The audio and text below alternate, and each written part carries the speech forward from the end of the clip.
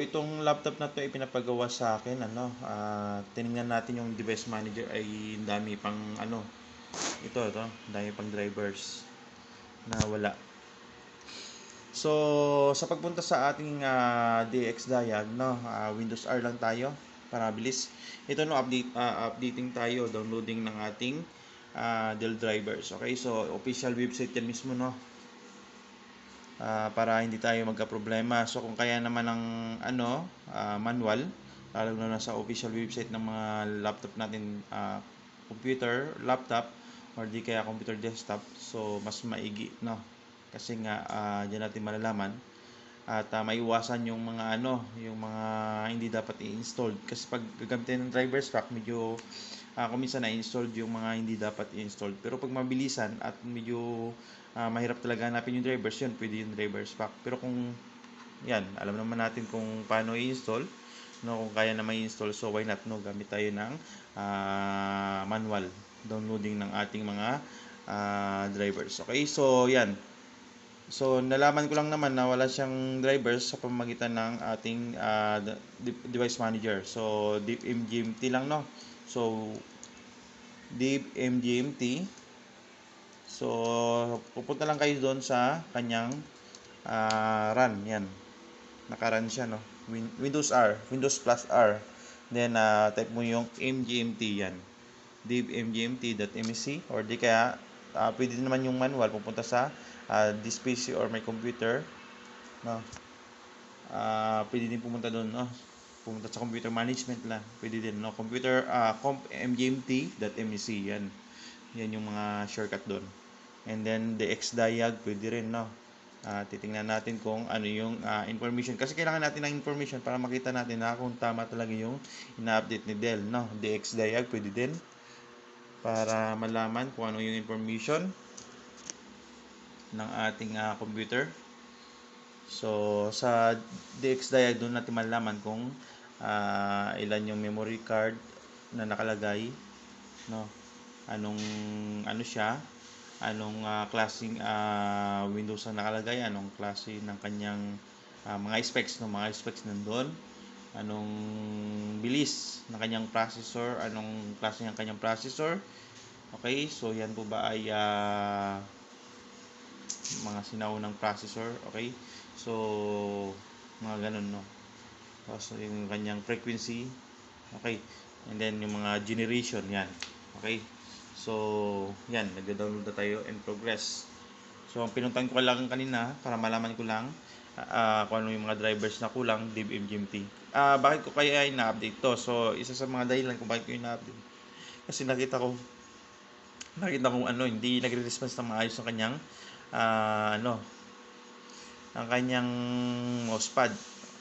I mean yung kanyang touchpad ito.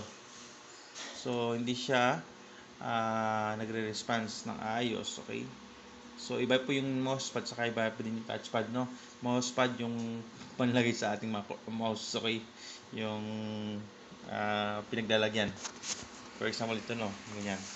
So mousepad. Okay, so touchpad naman ito yun, So pinapagawa lang kasi ito sa akin. Ang problema kasi dito before is yung kanyang password. Okay, so nakalimutan daw. Napunta lang tayo dito kasi nga nagbi-maintenance ako, okay? So namabagalan ako sa kanyang system. So ginagawa kong best ko na mapaganda o mapabilis ang kanyang system, Nakita ko yung mga yung mga drivers na ayan. So kailangan natin na ma-update yan, ma-update natin ang yung mga other drivers devices na yan. Okay, para hindi tayo magka problema sa kanyang system. Okay, so yun, nag-update si Dell, automatic na lang. Okay, using the official website, www.dell.com. Okay, so download and install driver. So isa pa na sa akin nakita kong problema dito ay possible din kasi may mga na-encounter din ako before, kaya nagluloko yung mga mouse or di kaya yung mga devices dahil nga expired. So i-update pa natin ito, kasi expired yan. So paano ko nasabing expired? So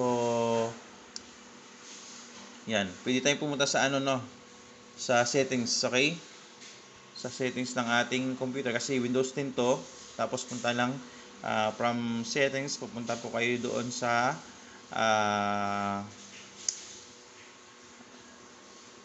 we'll check, no. So may pupuntahan lang tayo para maging makita natin kung updated yung ating yan, no, updated security, no. Pagka punta doon sa settings, kasi search mo na doon, medyo nabagal yung ating system. Okay, so ito yung recommended na dagdagan ng memory card. So recommend ko din na dagdagan yung memory card yan, no. So ganun lang, ano, settings. So pwede naman i-check dito yan sa kanyang start menu or di ka sa search bar, no. So puntahan yung update in security yan. Tapos pagpunta sa update in security, pupunta sa activation yan. So under activation makita mo naman dun, no. Nakalagay diyan, we can activate Windows on this device as we can connect to your organization activation server. Make sure you're connected to your organization. So kailangan ma-activate natin yan, no. Nakalagay naman dito sa activation, Windows is not activated. So Windows 10 Pro siya. So i-activate natin yan mamaya, no. So siguro bypass na lang natin, no. Kasi nga ito din ang OS na kanilang ginagamit, no. Ito kasi ang paggawa lang naman sa akin is the password, no. Nakalimutan yung password. So nagawa natin ang password sa pamamagitan ng third party application, no. Gumamit tayo ng third party application, IC password. Okay? So nag-okay na siya. Napasok na natin. Yun lang, nakita ko medyo mabagal ang system, no. Nag-update tayo, nag-maintenance, okay? Nag-run din tayo ng ng command, okay? Yung check this yun. Yung forward slash yan, no, F and R, okay? So ginawa din natin yun para ma-check yung system, no. So nag-restart siya. So sa labas ng desktop yun, nagra-run yung CMD natin. Okay, so ginawa din natin yon. So nakita ko medyo mabagal pa, may problema pa din dito kasi kung minsan naayos doon, ano, sa pag-run ng CMD. So may nakita kong error. So hindi siya nagtutuloy, so possible may kailangang i-update dito sa Windows niya, okay? So yun, kaya ginawa natin, update natin muna. So siguro mamaya baka i-run ko ulit yung command na yun. So marami na tayong nagawa dito. Pero pinapagawa sa akin talaga yun lang, no. Kaso nababagalan kasi ako, no. Lalo na dito sa mouse, no, nagluloko siya, oh. Before talagang mahirap siyang ngayon nga okay, no. So before talaga malayo dun sa pag-touch mo dun sa sa kanyang touchpad, no. Hindi siya ganito, no. So parang naghahang siya. Yan, gumagawa siya ng sarili niyang galaw. Hindi siya sumusunod dun sa motion na ginagawa mo dun sa kanyang touchpad. Pero mamaya check ulit natin. So patapusin lang natin yung updating ng Dell sa official website mismo tayo ng www.dell.com. Okay? So mas maganda kasi yung official website mismo yung ating ginagamit, no. Kung ano yung laptop, for sure, laptop mo ay Lenovo, so dapat doon ka sa official website na mag-download, no. Mas maganda 'yon. Ibig sabihin, maalam ka talaga, no. Maalam ka sa mga installation. Hindi ka din basta-basta kasi nga yung iba umaasa lang sa driver's pack. So hindi natin dapat yung sinasali sa driver's packs or sa mga kasi marami pang mga yung mga drivers na installers. So mas maganda kasi dito talaga sa Dell. Ang driver's pack option ko lang yun, no, kung once na hindi ko makita yung drivers doon sa kanyang website or di kaya out of date na or di kaya medyo masyado nang mababa yung kanyang specs. Mahirap na talagang hanapin, no. Or di kaya madalian, maramihan, yan. So pwede yan driver's pack. Pero pag mga ganito lang naman isahan, no, at saka may specific driver kasi tayong hinahanap, no. So check natin mamaya kung nag-update siya, no. Okay, so sana mag-update siya. Yan, no. Yung BCM, PCI serial port, yan, PCI simple communication controller. Pag wala pa din, hindi mag-manual tayo, no. Kasi ito automatic detect, no, ginagawa natin sa Dell. Pag wala pa din magbabagong manual tayo. So yan, installing 1 of 5 to touchpad nga, no. So yung sabi ko may problema sa touchpad, so possible nga yung driver ay out of date, no. So yan, nag-install na. So hintayin lang natin. So mamaya update ko kung anong nangyari dito. Okay. So, yan yung kanyang specs, no? DX diag lang, no? Sa Windows plus R, DX diag. Okay, so yan yung pinaka-shortcut natin doon. So, yan yung kaninang nilagay natin, Windows plus R, yan. Yan. Pwedeng divmgmt.mec. So, device manager yan. Pag divmgmt.mec. Pag DX diag naman, yan. So, yan yun, DX diag. No? So, yan yung ating direct diagnostic tool. Okay? So, makikita natin dyan yung mga specs. Yan yung kanyang binabanggit ko. No? So, naka Windows 10 Pro tayo. Kaso nga lang hindi siya activated. Okay? So, activate natin mamaya. Yan yung kanyang BIOS. No? Okay? So kailangan din i-update BIOS niya. So, kailangan din dagdagan yung kanyang RAM. No? Mababa. Okay? Although, okay na yan. May minimum 4. So, okay na yan. So, pero tatry natin kung madadagdagan pa natin. Kasi may nakita kong slot doon sa likod.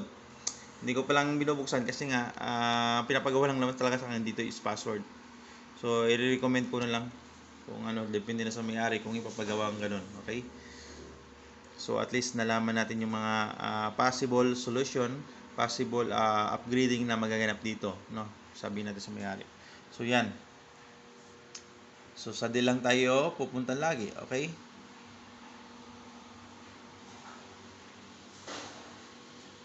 So, nag-update. So, installing ito of 5. Okay. Update ko na lang mamaya. No? Off ko muna yung ating cam. So, yung may lumabas restart required. So, okay. Tingnan ulit natin yung ating device manager. Ayun, no?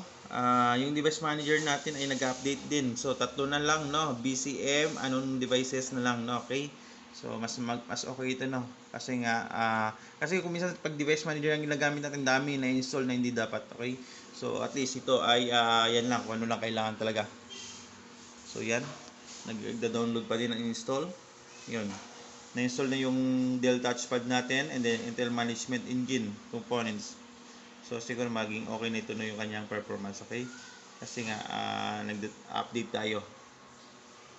Nagdo-download and install. So, update lang ako pag naging okay na lahat. Okay, kakaunti na lang. Okay, yan natapos na ang ating installation. Okay.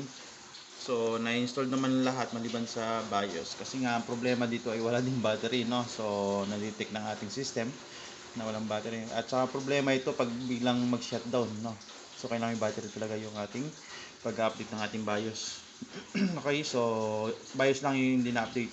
Maliban doon ay okay naman lahat. Yung ating mouse, keyboard, okay naman. Dell touchpad, okay naman.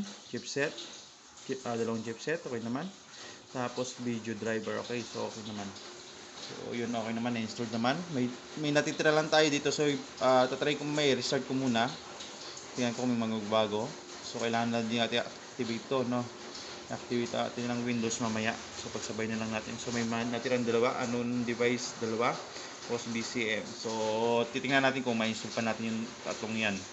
Pero kung wala, okay lang yan kasi nga hindi naman siya, ibig sabihin, kaya hindi siya na-update ni Dell, hindi naman siya masyadong ganun kahalaga, no?